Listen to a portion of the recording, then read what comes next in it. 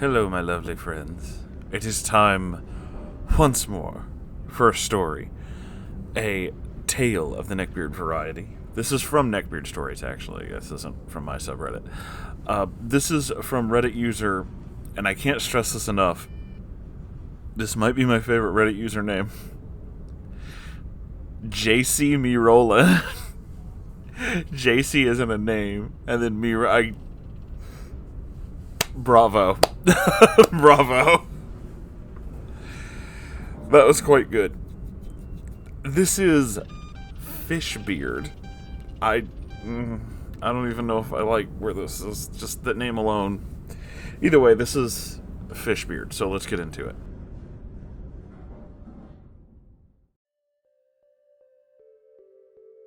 A disclaimer. I've changed names, places, and used throwaway accounts, as he's quite active on Reddit and introduced me to it. So no surprise if he found this subreddit and stalks it for his prey hunting techniques. What? This part is tame, but later it will show my torment and trauma about this portion of my life. Oh dear. Now with all that out of the way, I should probably introduce myself, so that a full profile on me is understood. Hello, I am a transgender woman, now named JC. I am 24. I live in the Midwest currently, grew up in the South. I like anime, video games, stream on Twitch whenever work doesn't consume my week. I'm about 5'10", gray eyes, mid-upper back length, naturally dirty blonde hair, which is almost always black and some other color at the tips. Built like neckbeard bait, always have been. Small waist, thick with 2 C's in the behind, thighs, and hips. And with the help of a push-up bra, the appearance of a larger bust. Who could forget, I am of the goth culture. However, at the time of this story, only a few of those things were true about my appearance. My behind and hips, eye and hair color, height, and spookiness. Bonus points to me because spooky stories being told on All Hallows Eve. I wish it was being read then, but it's almost Christmas now, so. Now enough rambling on about myself. Time to lock in that lap bar for this coaster of sadistic 13-year-old child made with Roller Coaster Tycoon 3 that is my life. Keep all appendages you wish not to sell on the black market inside the vehicle at all times. The cast: Fishbeard, racially mixed teenager, a tad taller than myself, had ichthyosis vulgaris, which is the medical name of fish scale disease. But oh no, that is not where the name comes from. It derives from his constant smell of onions, chicken broth powder found in the 20-cent ramen, and of course, a fish market in the middle of Southern July at 4 p.m., after all the good fish were taken, so now that's all that's left, are the rotten ones. Why must you torture me so? But to his credit, it didn't radiate the normal way. Like an onion, it came in layers as you got closer. How ironic one of the smells is fish, almost like he was, on all levels but physical, a fish. I also forgot to mention, he doesn't bathe, just stands under the water, wears fedoras, bowling shirt, fingerless gloves, patchy acne-ridden tuft of hairs on his neck, henceforth to be known as Fishbeard or FB. How do people just not bathe? I've never been able to understand that. OP, well, I gave my description of then and now, but I'll add, I'm a dumbass, lonely, have a few friends, which only grew smaller at the end of the saga. Oh, jeez. Tony, Stamper, Moon, not me, and Short. Best friends of OP, with Tony and Stamper having broken up a year prior, the rest of us trying to manage our friendship. Tony was an entitled teen and didn't want anyone to talk to Stamper out of fear that their mask would drop, revealing their true nature. Slender Woman, girlfriend of OP at the time, tall, about 100 pounds soaking wet, and still harbors unwarranted hate towards OP for unknown reasons to this day. The prologue. The year was 2013. Birds were chirping, children being annoying on the ancient app called Vine, and OP had a soul patch, for some reason.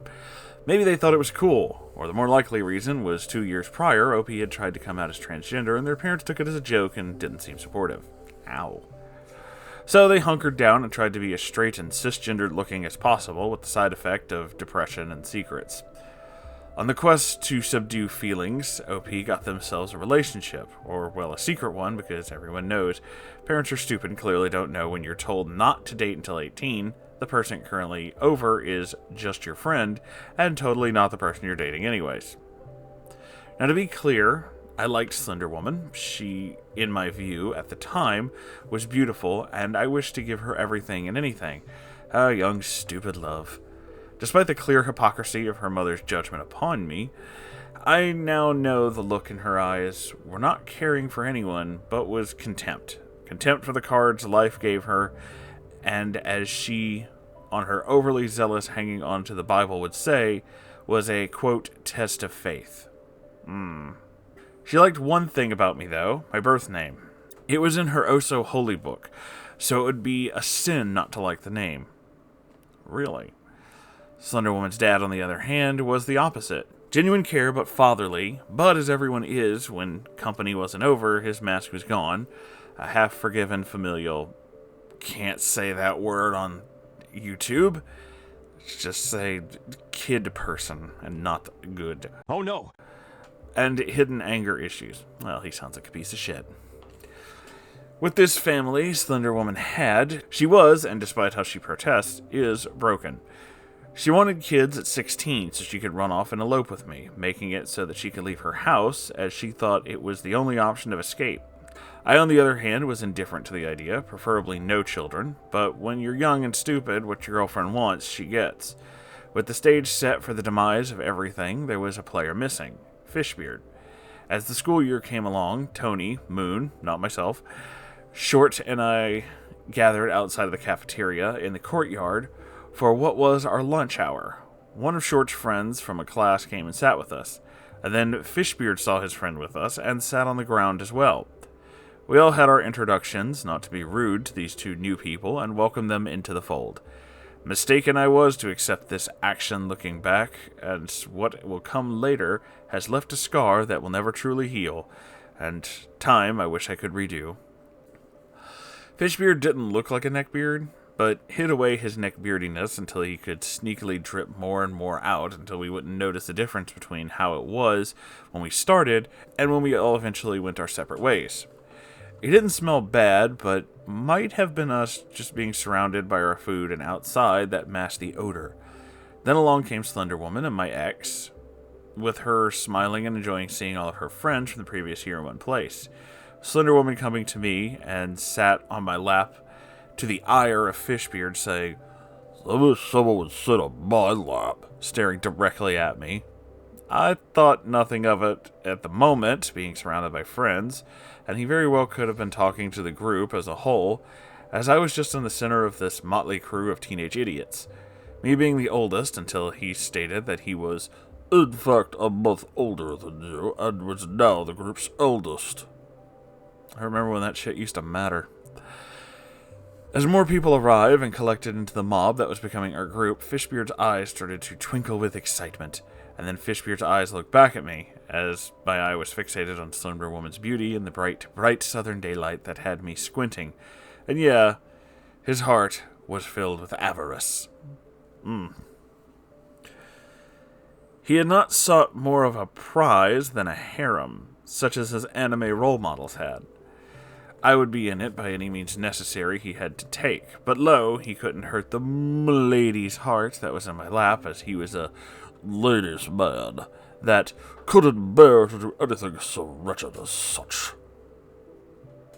He sounds classy. He would have to play the long game, a long game of 3 years in the making, as to collect his harem and do so as he wished. To this fact I was not privy at the moment. Dear reader, if I had known these things then, I could have had a better life now, but alas, I do not, and my trauma and mistakes are things I will forever live with. But the beginning of the horrors will be told in the next part. I still hurt from what happened, and it's still painful. My hope is sharing this will help release the anger and the pain that came from this tale. Now, this is where some adult issues and topics come into place. So if you're upset by alcoholism, SA, and another word I can't say on YouTube, please do not read on. I would love to be able to warn all of you, but unfortunately there's certain words that I'm just not allowed to say on YouTube, even when I'm warning you that a subject might be bad. Thanks, YouTube. Really cool. It was, I would say, 3 months into my relationship, but 1 month into knowing FB. On a Friday, Tony, Moon, not myself, and I were getting ready, planning for after the high school football game, to go and do something. I can't remember exactly what we settled on doing, but I remember it involved going to Tony's house. FB overheard our conversation and asked to join our little party's quest for fun, but alas, Tony had already asked his mother the day before about myself and Moon. Again, not me. So it was too late. I'm going to keep doing that, by the way. He could join me in watching the game since I was going to be there anyway. He took that opportunity with utmost haste, not entirely off-putting, but indeed it should have been, since he never asked his mother or grandmother about it 3 hours before it started, and he had to pay to get in. I, on the contrary, was helping one of the coaches with fixing his car, so I had a shiny pass that said staff as my payment for helping good old Mr. Foosball with restoring his beater car. Now, to give a complete history of the situation of what was about to happen, Red was in color guard, Slender Woman was flute, and Tony and Moon, not me, being in my old instrument, the tuba. In the stands, tubas were very near the top, with the color guard in the middle, between the brass and everyone else in the band. But as I was walking in the staff entrance to talk to Mr. Foos, I saw that there was Red and Slender Woman on opposite sides of the little fenced yard thing, walking up to neither of them but Mr. Foos instead, who was overjoyed to see me actually using my pass for its intended purpose, which was to talk about cars, the devil's work foosball, and help him do things at this game. But more importantly, so he could brag to the other teachers and coaches that I was such a lifesaver and a handy person to have around for him. Insert self-horn toot here. But in the middle of him bragging to my old band director, whom wasn't convinced in me being so great, since after freshman year he gave me an ultimatum to which I immediately took the option he didn't think I would, I quit band to actually do something I enjoyed, theater. Plus, I didn't have to keep smelling like something like a spit-covered spoon every day, too. Slender Woman magically teleports beside me, thus turning me into, what else but a B-horror movie extra with a flail of the arms, a scream of Jesus fucking Christ slipping out of my mouth. She was not too thrilled with my choice of words, but also understood why they had come out.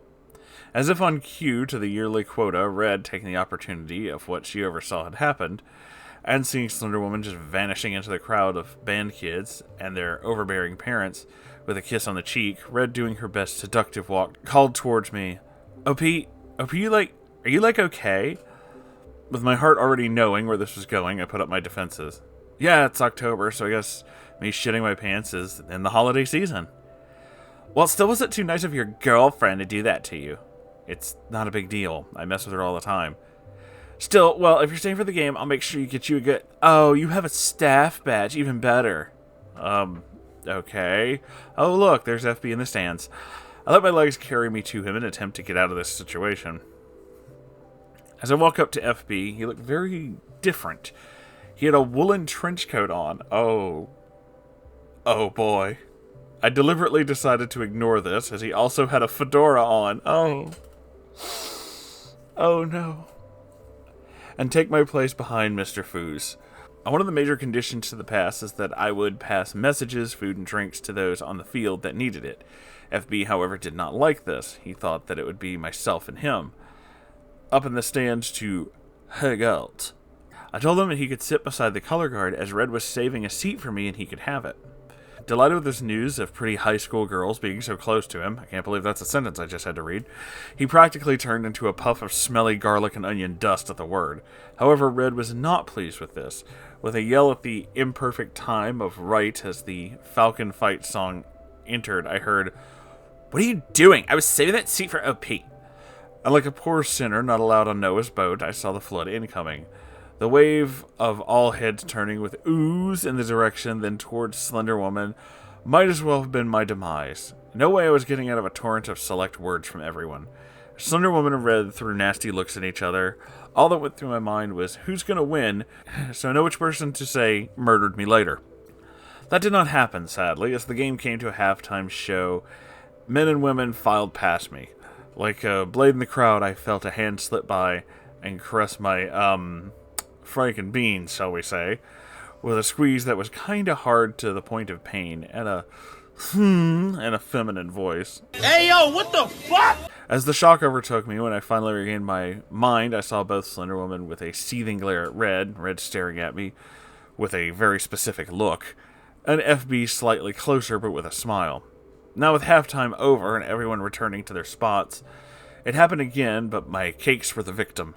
Both suspects too far and facing away to know that if I was being assaulted or just in the rope of tug-of-war for OP's love. Either way, that's weird. Still in shock from the last grasp at me, I traveled down to the seats right below the railing, out of grabbing range, and sat there just confused. The game was over, and we got news that if we wanted to stay over at Tony's house, we would have to walk across our medium-sized town or find a ride. As none of us wanted to walk, we were going to just cut our losses and plan for another day. Then FB came up with a great idea. We'd go to his house and hang out, as his grandmother was coming to get him in her big ol' SUV. But before we could even get to meeting his grandmother at the corner, Slender Woman taps my shoulder and motions for me to come away from the group to talk. Oh boy, this is where I get taken to a dark area and stabbed to death with a flute, with Red next on the list. But again, that doesn't happen. Just, why do you like her? Who? Red, your little fuck buddy. You hit on her behind my back. I've told... Shut up, just go with your friends. I need to think about something before we continue this. Oh, high school drama. So confused and now angry, as of this moment, I was still a virgin by choice. I didn't like anyone to the point and never got the nerve. I walked back to the meeting point and just stewed in my life, wanting a drink, an adult drink. I started to do this 2 years after my failed coming out. At this point, only 4 people knew of it. My stepmother, my dad, my stepdad, and my mom. All of whom thought of it as an amusing, confused child's words, up until recently. To FB's house, we arrived, and we drank, and I continued to drink until I am drunk, just gone, near blackout. Then, like a demon on my shoulder, I get a text. Have fun. As the anger grew and drunken me, I decided, fuck her accusations. I'll make them true. I swiped over and found Red in my contacts, and with as much smoothness as sandpaper, I texted, you wanted come over at 1 a.m. Absolutely. Oh, that's a bad idea.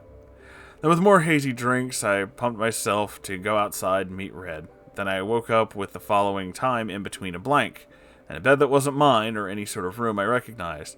Then to my horror, I saw Red just staring at me. Completely naked, looking satisfied with herself. I'll be first to say that I was attracted to Red at this point in my life, but this had changed things. But clearly someone had to have set this up. She lived 30 minutes away, and the clock only read 2:30. And my clothes, they were not the ones I left the game in. I was disoriented, and through my confusion and pain, I mumbled, I want to go home. Take me home. This whole interaction is verbatim, as it's etched into my mind forever. We just came from your house like an hour ago. I just want to sleep. You can sleep here. No, I want to sleep in my bed. Fine, we can go to your house, and I can sleep with you there then. No. No? What do you mean, no? I mean, no, as in I want to be alone. Away, gone, not here. Fine, just remember how it feels later when you... I can't say that on YouTube. My heart, my head, my stomach all took a hit with those words. She actually did it, with me clearly drunk as a skunk. How could I? How could she? Later, when I came to completely remembering what happened, because therapy opened that wound and let it bleed, I remember her saying it wasn't the first time she had done this. She had told my friends what she had planned to give the illusion if I said anything, it was just a cheer and lied out of guilt. Among other things, when I did try to come out of the closet to my friends about it, they didn't seem to fully believe it. So it's something that'll stick with me, and just added to my already full bag of trauma. Thank you for reading this part. It was difficult to write, or well finish, since I've had all of this just sitting in a draft for 2 weeks now. I hope you don't judge me based on my mistakes and faults. I've come to realize that it wasn't my fault that the guilt still remains, and thank you for reading this, and the next Fishbeard installment, some truths will be revealed.